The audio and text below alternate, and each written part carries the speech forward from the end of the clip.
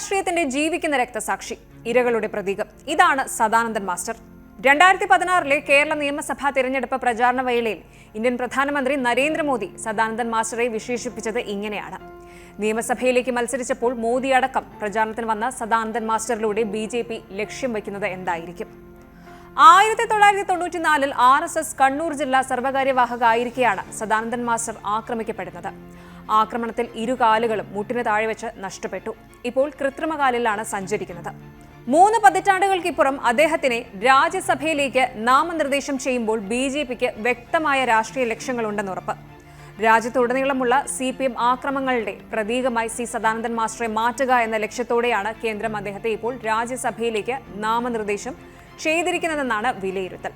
2016 Sadanandan master കൂത്തുപറമ്പിൽ BJP സ്ഥാനാർത്ഥിയായി മത്സരിച്ചപ്പോൾ മോദി അടക്കം പ്രചാരണത്തിനെത്തിയിരുന്നു. അക്രമ രാഷ്ട്രീയത്തിന്റെ ഇരകളുടെ പ്രതീകമാണെന്നാണ് മോദി അന്ന് മാസ്റ്ററെ വിശേഷിപ്പിച്ചത്. അധികാരത്തിലോ നിയമസഭയിലെ ഔദ്യോഗിക പ്രതിപക്ഷത്തോ ഇല്ലെങ്കിലും BJPക്ക് ഏറ്റവും കൂടുതൽ ആക്രമണം നേരിടുന്ന ഒരേയൊരു സംസ്ഥാനം കേരളമാണ്. കഴിഞ്ഞ 6 പതിറ്റാണ്ടിനിടയിൽ നിരവധി പ്രവർത്തകരെയാണ് രാഷ്ട്രീയ ആക്രമണങ്ങളിൽ BJPക്ക് നഷ്ടപ്പെട്ടത്. കഴിഞ്ഞ ഒരു ദശാബ്ദക്കാലമായി ഇതൊരു ദേശീയ പ്രശ്നമായി ഉയർത്തിക്കാട്ടാൻ BJP ശ്രമിക്കുകയുമാണ്.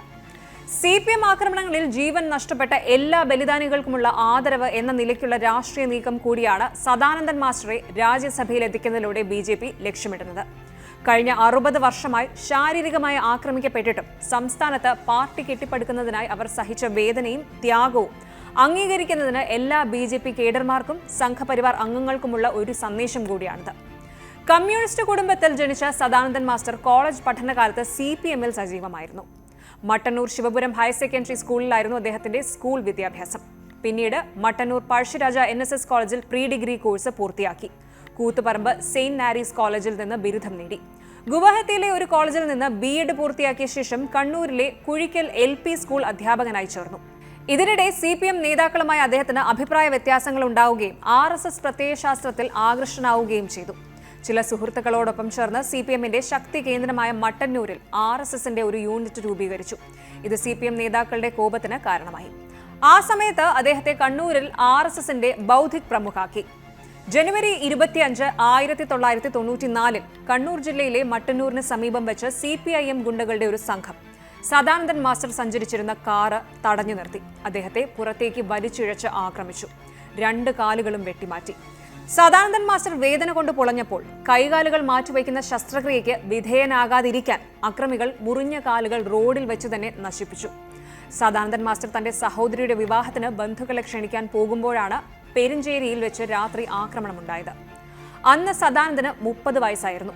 സുഖം പ്രാപിച്ച ശേഷം കൃത്രിമകാലുകളുടെ സഹായത്തോടെ നടക്കാൻ തുടങ്ങി. വെട്ടിയിട്ടാൽ മുറി കൂടുന്ന പോരാട്ട വീര്യമായിരുന്നു മാസ്റ്ററുടേത്.